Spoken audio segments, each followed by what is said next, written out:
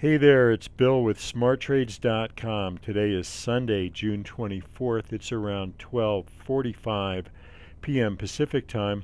And as always, please visit me at smarttrades.com. I update 3 or 4 times a week via email newsletter and intraday just about every day during the trading week via Twitter. Again, that's smarttrades.com. So let's start off right away with the S&P daily today. Uh, you know, here's my update from Friday for my newsletter, and one count that certainly we can use is that we've got a 5-wave structure down off of the highs from March. So I have some problems with the count. There's no alternation between 4 and 2. 4 is relatively small relative to 2, but that said, the overall pattern is best counted as a 5-wave structure to the downside. And from there we have an ABC up. Now whether or not that ABC up is a completed pattern or not, here's the count with it as completed as 2. It could also be counted as a B wave peak. Remains to be seen. We'll have to see how it plays out. But one count is again that you've got 1 or A down, a 5-wave structure. From there an ABC up that appears to be complete, at least on the short term. So I would be defensive here regardless of how the longer term count plays out, because potential even in this quote unquote more bullish count is down into the low 1200s in a B wave. We could then revisit perhaps the 1370 area. Again, here's that more bearish count with a completed structure up into the 1360s. An ABC up off of a 5-wave structure down, a small 1 down, and perhaps a small 2 coming back to the upside. And if this is indeed the count, if we have a 1 down, 2 up, 1 down, smaller 2 up, the next decline should take out the 1260 area with a vengeance in the very near future. Here's a review. You'll remember the new moon eclipse coincided within a matter of just about an hour of the actual low in the futures contract. That low was eventually taken out. However, that was indeed the momentum peak on this decline. And if you look here, it was also the peak on the AD, or I should say the trough in the AD readings on that wave 3 low. So an emotional bottom there.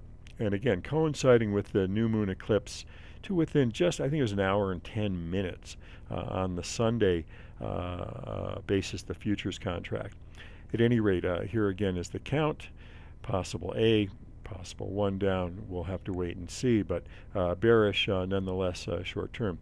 Here's that count on the Dow. Now the Dow counts differently in that it made a new high above, I believe it was about 13,330, and that was actually a new high. So you cannot count this as 1 down based on Elliott wave. We have to count this as a peak. Problem with that, the pattern up to that new high best counts as an ABC. It's quite clear. And the other problem here is that, again, we don't have good proportional balance in terms of the count down. You can count this as a 5-wave structure down off of that 13,300 plus peak, but once again, in this case, wave 4 is quite large in respect to time relative to wave 2. Nonetheless, we've got an ABC back up, so I tend to be short-term bearish here, particularly on corrective rallies. Here's another example of how to count this, and I don't have any definitive opinion here on whether or not this is the count, but again, we have an ABC to a new high, so you can count this as A down, 5-wave structure of C, and then perhaps some kind of more complicated corrective pattern evolving here over time. We'll have to see. Here's the short term. Again, we have that ABC up. We have what appears to be an impulse wave forming to the downside. So a corrective bounce, perhaps back to 1350 basis, the S&P is bearish. Here's the more bearish variation of that count. Again, a 5-wave structure evolving to the downside. Perhaps a bounce back to 1340, 1350 after we complete a 5-wave structure down. And if we do get that ABC up into that area, that's probably a good sell, at least short term. My major concern is the banks. The banks major banks have been downgraded. I do have concerns about the bank fundamentals. Europe, whatever. I think the banks, if we do have a meltdown, it's going to be the banks that are going to be the leader to the downside. And here's Bank of America, not a great impulse wave to the downside. However, off of the recent low, we have what looks to be an A, B, C correction developing. Very low volume on the bounce back up. We've broken short-term support around 8. So I am a bit concerned about Bank of America here short-term, and the banks in general, and their impact on the stock market. That said, a little bit of a different count here, kind of a tweak on the euro. I've used a close-only chart here because sometimes the swings actually sort of camouflage the actual movement. Keep in mind that Elliott himself used close-only charts back in the day. And again, here's that possible count, A down. You can see the 3-wave structure of B up, and then what looks like a 5-wave structure developing to the downside. Now, if we do get a 5 waves down, and if indeed it's a C wave, we should get a bounce back up above 128 or so in the euro. I don't have a huge amount of confidence in this count. That said, there is a nice cluster here. It's a 62% retracement of this move up. It's 1.62 times A, down around support at 125 basis the euro. So if we do get a completed 5 down there, I would take a good look at that. Here's a review of that little fractal set from my last report. And the bigger picture, which I think in the euro best supports the idea that the decline from the 2008 peak is overall corrective. I think there's a lot of arguments to be made as to how exactly to count the decline from there. That said, I think overall this best counts as A, B, C, perhaps a B wave or an X wave, and then another complex correction down. That said, if we break that 125 area, I think we're probably going down to about below 120, perhaps 119 basis the euro. Also, the gold fits with that 5-wave structure down, at least on the short-term pattern. We've got support in the low 1500s for gold, and it looks like you have a 3rd wave structure here to the downside. That with that in mind, I prefer that this next bounce is a 4. If it stalls in the high 1570s, low 1580s, and we get a 5-wave structure completed and a bit of a bounce in the low 1500s, it's possible this entire pattern from early June is an ABC. Longer term, quick and dirty way to look at trend in the market is to use regression channels. Here's the long-term regression channel, and you can see it's got support just under the market in gold, and also the shorter term off the high. That pattern is also holding, and that coincides here again in that area around 1500 to the low 1500s in the gold futures. So an area to watch anyway. Crude oil. Also, it looks like we've got a 5-wave structure getting ready to end perhaps, and we've got longer term support in the mid to upper 70s, perhaps 75 to 77 or so. We did get a little bit of a bounce on Friday. Not a perfect 5-wave structure by any stretch, a really ugly one down. That said, you can see 1, corrective 2, impulse 3, peak momentum on 3, and then what very well can count as a 4th wave here. I'm not sure that it's bottom. There's a good chance that it's got another decline to go. That said, I think it's worth watching crude here. At least for even a corrective bounce could take us back, into the 90s. So worth watching. Longtime viewers will remember I've been watching natural gas for a bottom, and my subscribers will note that we've got a 5-wave structure down that we counted in real time on the newsletter. Again, smarttrades.com is the website if you want to get these in real time. And we had a target from about the low 1500s, I believe it was 1515 up to about 1550 in natural gas. And in real time, we do have a countdown to that low 15s in natural gas, and then an obvious impulse up. And nice volume on the rally, probably a bottom, at least short term, and a possible failed fifth even in natural gas. I'm not going to show you the longer term chart here today, but again, I think this best counts as a 5-wave structure down, kind of an ugly 5. Nonetheless, I think natural gas has probably put in at least a short or intermediate term bottom. Now shifting back to stocks, here's that big fractal that I've mentioned in previous reports.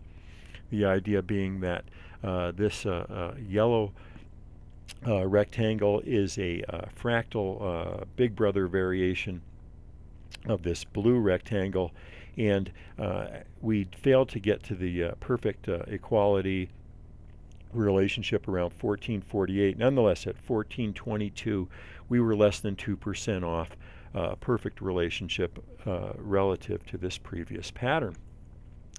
That said, from there we're basically following the track down, which assumes that we're going to go down into the low to mid 1100s perhaps, and then a bounce and a peak in February of 2013.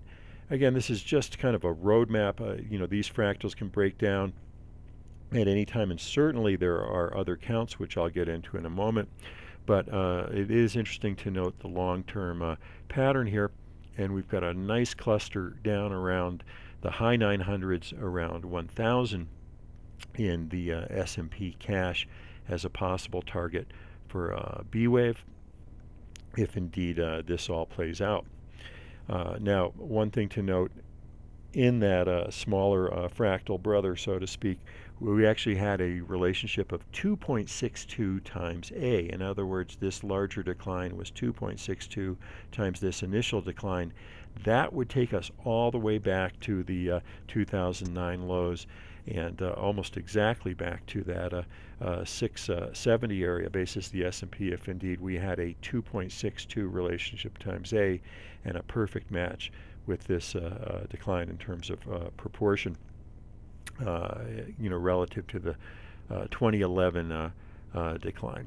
So I apologize for the kind of compression here on the charts, but this is just to give you an overview of that pattern, and this would support an idea of a low perhaps out in 2013. And two places to watch again: S&P 1000 or so, perhaps a little lower, and then around 670 on the S&P. Here is the long-term Elliott count. A couple of things to note. I think that the rally back, you know, off of the 2009 low, best counts as a B wave that we have, or an X wave, and that we have a completed A, B, C down to the 2009 low. With that in mind, again, we've got areas of support perhaps around 1000, there's 900, and even down as a retest of the 2009 low. Here's an expansion of that, and again, that 1.62 times A, this is using just using the Elliott count, comes in this case in the low 900s, and then that sets up an equal rally back up to the all-time highs in the S&P around the high 1500s, 1600s, you know, later in the decade. One thing to note here, you know, a lot of folks are counting this as a possible triple zigzag up. I think that the rally off of the 2009, the initial rally, best counts as a 5-wave structure. The secondary rally also counts as a 5. However, the rally from the more recent lows at A here, best counts as a 3. So you have A down, a 3-wave structure, A, B, C for B, and then a C wave that should take us down again, perhaps to S&P 1000, perhaps lower. Time will tell. We'll get into that as time goes by. And finally, if you're not confused yet, this one is a completely different count. I've posted this before. I think that it is important to note that the very popular count is that we've got A down, B back up, and just one of C down. I have a major problem with that count in that if you look at A down, the wave twos, the corrective rallies, all told in there, they're basically 100, 150, 200 S&P points maximum. The assumption that this is just one of C down assumes that this rally back up is a 2 and that it's proportional to these rallies within A. I don't think that makes any sense whatsoever. Anyway, that said, the persistence of this rally to the upside, it sets up the possibility, one that I don't favor, but nonetheless I think it's worth watching, that we're actually carving out a huge diagonal triangle peak off of the 2009 low. Now, ironically, this is probably the most bearish count longer term, even though shorter term we actually could see the market rally for several more years. And the area to watch is the area around 1200 or so to up to about 1220, 1230, which has been a major swing area in the S&P, and it's also where a long-term trend line would come in based on the 2009 and 2011 lows.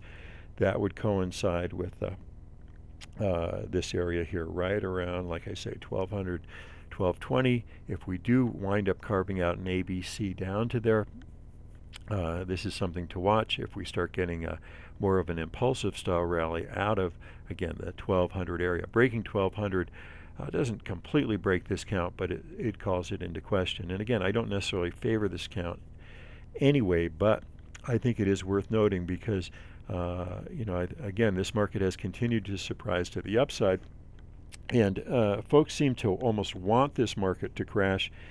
If you look at the most popular videos on YouTube, they almost all have the words crash of 2012, crash of 2011. There's some kind of dire prediction for a monster crash, and people flock to those videos. I just did I looked at the most popular videos of the Dow and timing and so on, and they're all, even though some of these people have been dead wrong, not only in the last several years, but basically since 1987, predicting a depression and a crash is probably the best thing that an analyst can possibly do to get the most subscribers and the most viewers on YouTube. I'm not sure exactly what a psychological thing is in play there, but it is indeed the way it is. So at any rate, let's see what happens if we do carve out a diagonal triangle, which could end as late as, say, 2014, 2015, 2016, somewhere in there. Those predictions for a monster crash are probably going to finally come to pass. And even in the context of my counts, again, you're probably going to see a substantial decline in the months and years ahead. So anyway, that's about it. Anyway, I hope you had a great weekend and a great week ahead. Again, visit me at smarttrades.com if you'd like more updates more often. Also, please like the video if you do indeed enjoy these updates, and hope to see you here again soon. Thanks for watching. Bye-bye.